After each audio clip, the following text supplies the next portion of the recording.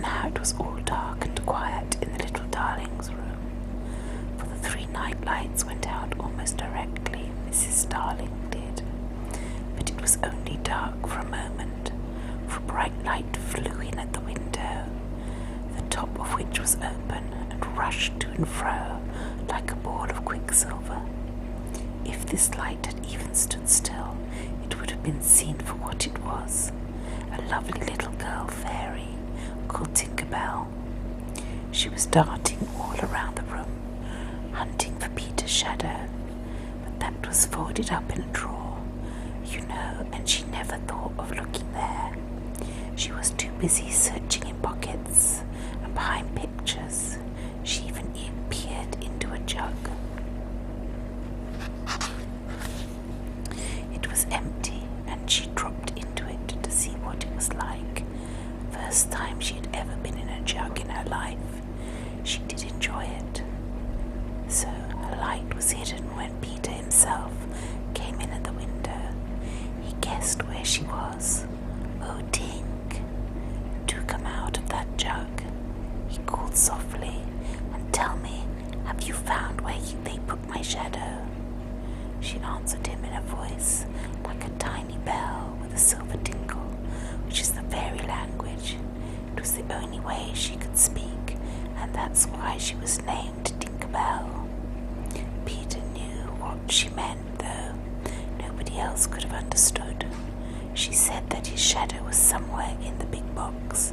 She meant the chest of drawers. It was too big for her to open.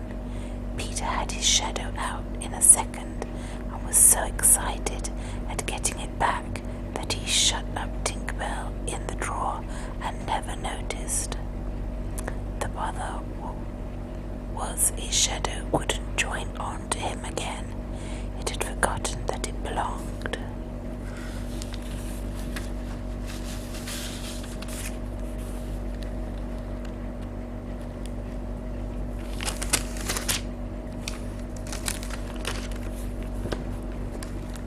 To him, he tried to stick it on with some soap, but that was no good. The shadow just fell off and lay on the floor.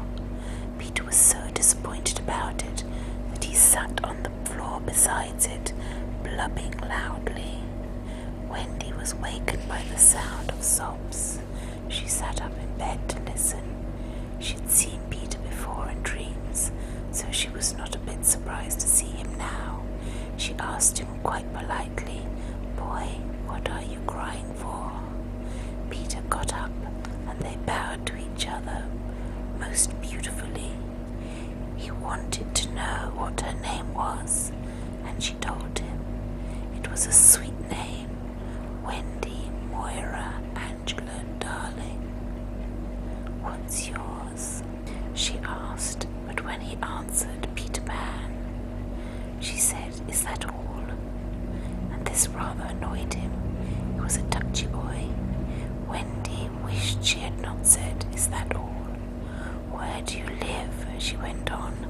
Peter answered, "The second turn to the right," and then straight on till morning. Wendy nearly said, "Is that all?" again, but she was too polite. She looked at Peter and saw how prettily he was dressed in leaves sewn together. Some of the leaves, however, were coming undone. She was just going to offer to fix them up for him when he began to explain why he was crying. It was because he could not get his shadow to stick on. So Wendy fetched her needle and cotton and a thimble and sewed the shadow onto Peter's foot. She hurt him as little as she could help. When he found that it was now safely stuck on, he danced about and crowed with joy. For to tell the truth, Peter was very conceited, and instead of saying, "Thank you, Wendy, how kind you are," he crowed, "Oh, how clever I am." Wendy was offended, and no wonder. She went back to bed, and Peter had to come and beg her pardon before she would even peep out from under the blankets. But she was a good, forgiving little girl, and by she sat beside Peter on the side of the bed said, "If you like, I will give you a kiss." Peter held out his hand. "Surely you know what a kiss is," said Wendy. "I shall know when you give it me," Peter answered. Wendy did not want to hurt his feelings to be hurt anymore, so she took off her thimble and gave him that. It was a nice little silver one. Peter liked the thimble so much that he offered to give Wendy a kiss. She turned her face towards him, and he gave her an acorn button off his coat. It was not the sort of kiss she cared about, but she said she would always wear it on the chain around her neck. After all, she could not expect everyone to know as much about kisses as Mrs. Darling did, especially Peter, who Wendy soon found out had no mother. No mother? Wendy was shocked. "You don't have a mother," said Peter. "Don't want one. What use would a mother be to me?" "How old are you?" Wendy asked him. "Don't know," said Peter. "If you did have a mother, at any rate, you could ask her how old you were.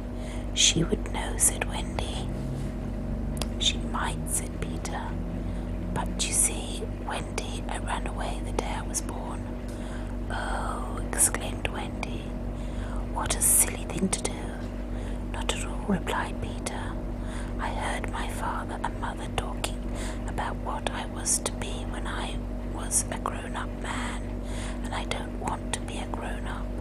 I won't be a grown-up. I want to stay a little boy forever and ever and ever." "Oh," cried Wendy again, "but how can you do that?"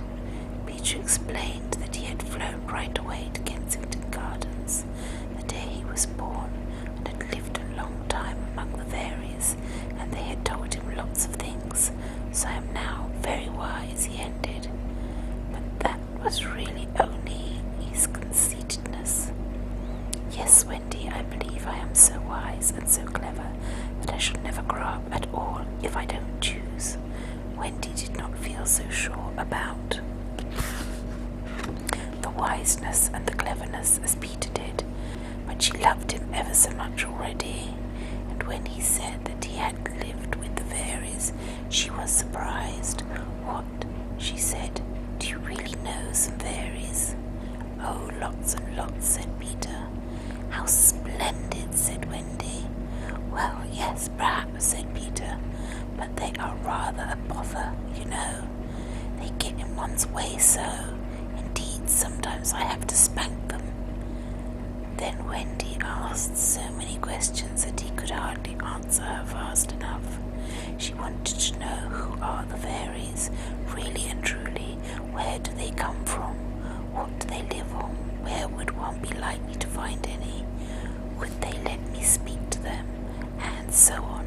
"Well, it's like this," said Peter. "When the first baby that ever was laughed for the first time that ever was."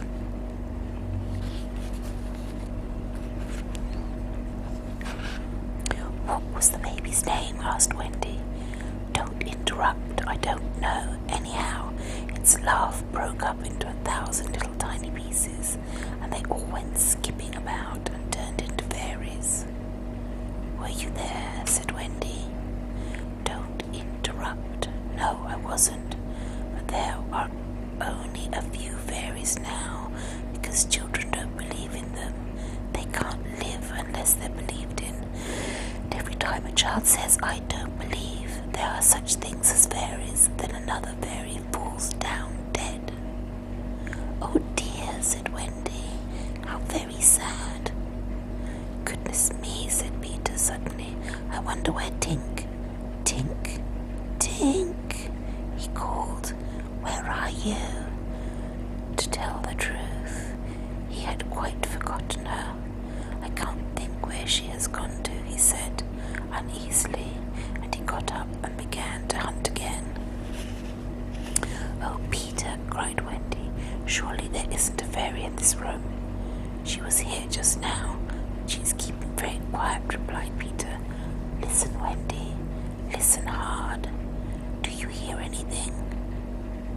I hear a sound like a tinkle of little tiny bells, said Wendy. It seems to come from the chest of drawers. Why, that's Tink, said Peter. That's the fairy language. Oh, Wendy, I do believe I've shut her up in the drawer. And he gurgled with laughter. Poor little thing. You must let her out at once, cried Wendy. He opened the drawer where the tinkle was, and the tinker bell flew out. You silly ass, she screamed at Peter, and she darted all around the nursery, shrieking with rage. Peter said he was sorry, but how could he know she was in the drawer? Oh, Peter, cried Wendy, if only she would stop still a minute. I can't see her properly. Fairies are like that, said Peter. They hardly ever stand still. But just then Tinker settled for a moment on the top of the cuckoo clock and glared at Wendy. Tink looked quite ugly with the temper she was in, but Wendy exclaimed, "Oh, how lovely!" Tink, the lady would like to have you for her fairy, said Peter. He thought this would please Tink and soothe her down, but she answered very rudely. Wendy did not understand the fairy language, so Peter had to explain. She says you are a great ugly girl. She doesn't want to be your fairy, she wants to be mine. Wendy did not like this. But you know you can't really be my fairy, Tink, he continued, because I am a gentleman and you are not. You silly ass, answered Tink, and she flew into the bathroom. You mustn't mind her, said Peter to Wendy. She's a rude, common little fairy. She mends the pots and kettles, that's why she's called Tinkerbell. This was not the real reason at all, but Peter had a bad habit of saying the first thing that came into his head. He was now sitting with Wendy in the big armchair. She went on asking him more questions. Where do you live now, Peter? Are you in Kensington Gardens still? Sometimes, he said, but mostly I live in the Netherland, along with the Lost Boys. Are they fairies? No. They are the children who fell out of their perambulators when their nurses aren't watching them.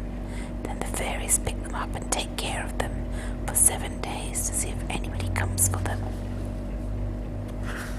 If not, they are sent away to the Neverland, and I am their captain.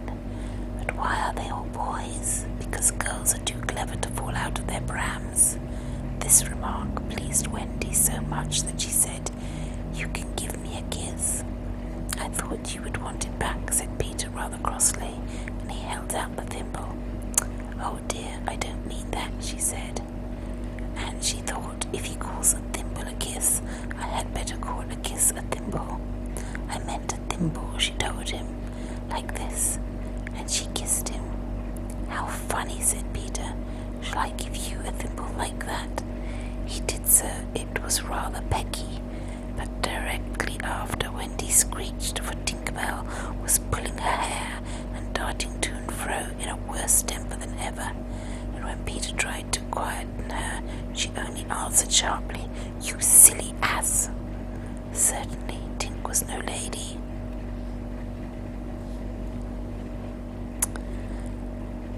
That was the end of chapter 3. And here we are for chapter 4. The children escape.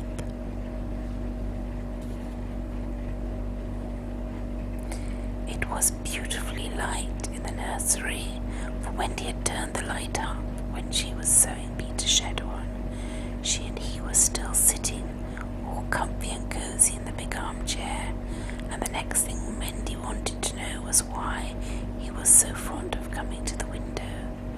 She thought, of course, it was to see her, perhaps to get a little sewing and mending done, but she was quite mistaken. Peter was a truthful person, and rather a heartless one too, so he told her, though he could see she was disappointed. He came to listen to the stories Mrs. Darling told the children at bedtime. He said, "You see, I don't know any. I don't know any stories, no more do lost boys. Nobody ever told us any. Wendy thought that was perfectly awful. Peter went on, so I come here to pick up any odds and ends of stories I can. The bother is I never hear them right through to the end. Oh, Wendy, your mother was telling you such a beautiful story last time I came. What was it about? About a prince who couldn't find a lady, who wore a glass slipper. Oh, Peter, said Wendy, quite excited. That was the story of Cinderella, and the prince did find her in the end, and they lived happily ever after. Peter was very pleased to hear this. He jumped up and rushed to the window. Wendy cried, Wherever are you going? Why, to tell the other boys? Oh no, Peter, don't go yet, said Wendy. I know lots of other stories. Oh, what heaps of stories I could tell you. Peter came back with a greedy look in his eyes.